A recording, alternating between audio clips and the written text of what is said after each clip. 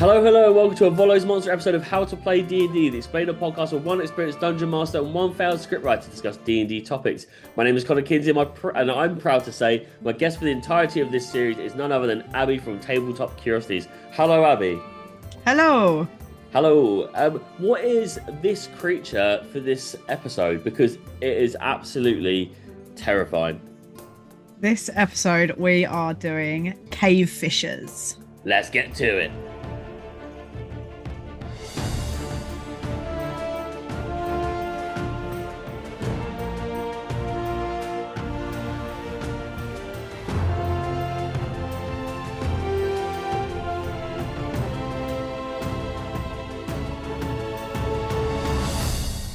Okay, so today's episode is on cave fishers. It's essentially a giant spider, not your irreparable anus after a heavy night at Pride.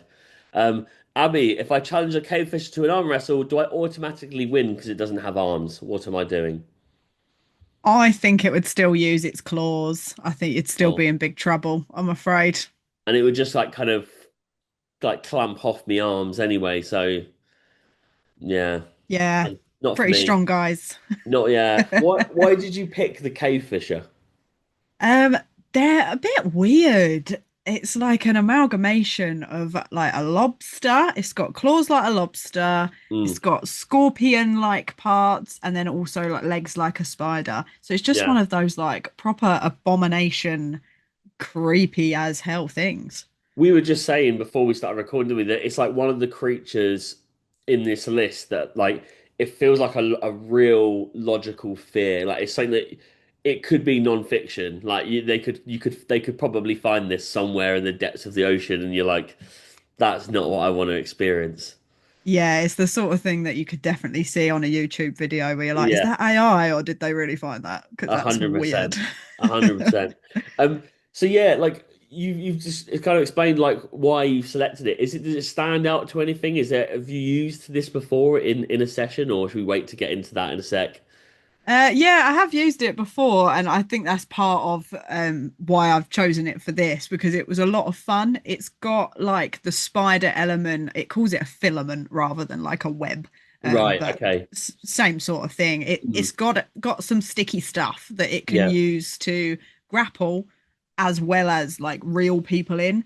I love monsters that can change where people are on the battlefield. Yeah. I think Massively. as a player, you feel quite safe knowing, well, I can move where I want and I can, stand back if I'm a ranged person or, and then taking that power away sometimes really Mm, just turns the combat into chaos.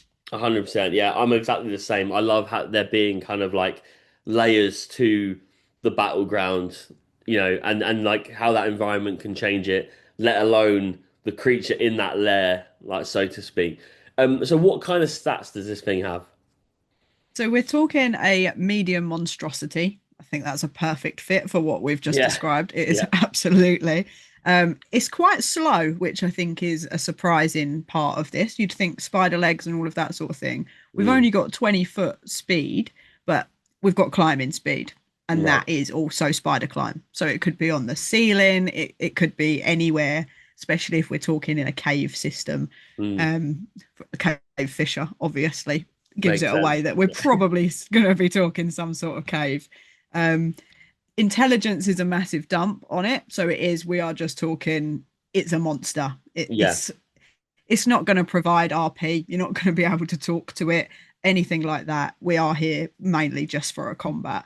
Mm, And as I say, it's got those abilities that make things quite interesting, I think. It's quite sneaky, it's got some stealth, so it can be crawling around in the dark and maybe surprise somebody by grappling it with its filament.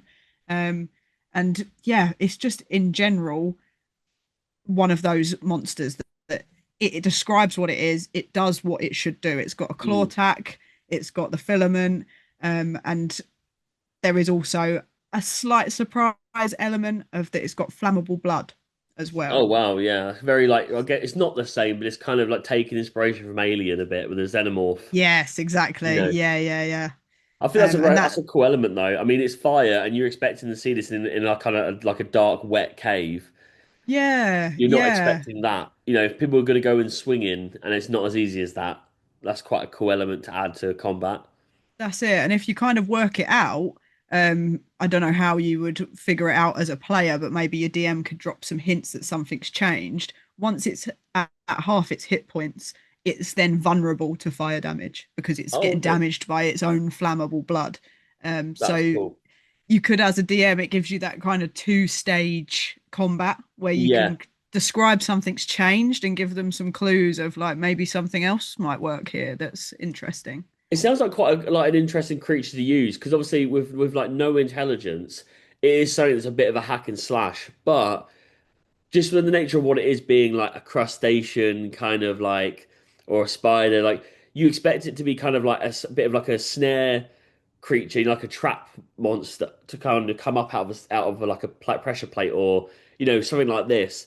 And then but then the fact that it can be a staged combat, even though you could have like four of these together, that's instantly quite damaging because of what it can do after it's been hit or when it gets to a point. Yeah, absolutely. And it's kind of the stat block's kind of telling you as a DM in that way, like this isn't going to be a one round thing. Mm.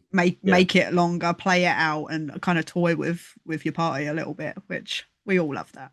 100%. I mean, that kind of covers like how you use it as a DM to a point. Like I've done it in sessions, and it always pays off. Is like the thing they're fighting doing damage to itself, like that does.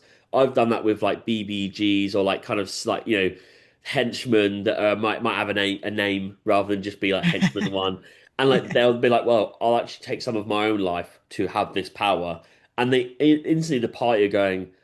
Why did they do that? Who would possibly take their own HP away, like in a situation where it's just attrition? Like, and so yeah, that kind of thing naturally doing it when it's not intelligent is like that's going to be hitting the party. That's going to be yeah. a bit like, oh, what's going on? Absolutely. And like lore wise, they're not necessarily, going to be hunting humans anyway. Mm, They're cave fishers. I think the name comes from they're there picking out the small prey, bats, yeah, things that live in the cave. But in Volo's book, it kind of gives you the background of it that maybe if someone falls behind, the cave fisher might think, okay, let's give them a little go. Let's try and take one of these humans because they're slower than the rest, or yeah. they've gone off looking for something on their own. So it does give you that kind of like ambush ability as a DM to think, yeah, okay, you're taking too long. Yeah, it's a bit like you say, it's like an ambush predator or like a chance predator. It's like waiting for a smaller creature or something weaker, a bit older to be like, oh, well, that one I can take. Yeah, I yeah, think that's really cool. I do think that can play like a proper good mental game on the party to not if they encounter it the first time or they even described that it's kind of like peers away when there's a little bit light shined on it, you instantly go, right, this thing is only going to get near me when it's dark and I'm like backed in a corner. Like they'll instantly start kind of like back to the wall, walking through each yeah. corridor, trying to not be like 360, vision. Um, Absolutely love it. So how, if you've used this before or you've been in a session with this, how was that used? So yeah, quite similar to be honest. It was the DM gave the kind of prompt that you were looking for valuable things, that there was several valuable creatures of Mm, interest that a collector wanted, bits of the body and things like that. So we were on the hunt for different things. mm. So we were hunting it, which is a Oh, bit okay. different to that kind of ambush thing. We were looking for it, found one, then five, six more start creeping out, and it became quite a difficult combat actually. Yeah. Um, yeah, and we didn't work out the flammable blood thing Right. until Too way quick. too late, Yeah, way yeah. too late. So yeah, it's a thing that could be hunted or hunting either way. I think it's really cool. I think that's a good take on it as well, that it's something that you have to go and kind of like collect a bit like a bird, like a feather of a bird. And like this is not the kind of creature I'd expect that you're searching for. Do you know what I mean? So that's quite a nice kind of like spin on itself. Um, so before we end the session, what does Volo say about this creature? So that's perfectly segued us into what Volo says. He says that nearly every part of a cave fisher is useful after the creature has been dispatched. Its blood provides a strong liqueur, and when its meat is cooked, it's like crab in a fine wine. Oh, very nice. Very Volo. Very Yeah. Volo. Yeah. Yeah. But there is a theme I'm noticing that he likes to eat everything. Everything he Right. comes across, he likes to have a little try. Should So just do a series of Delicious in the Dungeon, but it's just like things Volo could possibly eat and how he'd cook it. So, all right, well, okay. Today's adventure is sadly coming to a close. We're back again next week with a topic: do beagles pay for their cigarettes, or are they tax exempt? And as always, thank you for tuning in. And if you'd like to join in on the D&D action, then please follow us on Instagram at HousePlayDND, or check out the link in our bio to join our Discord server. And also check out Black Mark Clo on Instagram for cool D&D clothing. Abby, where can we find you, and what do you do?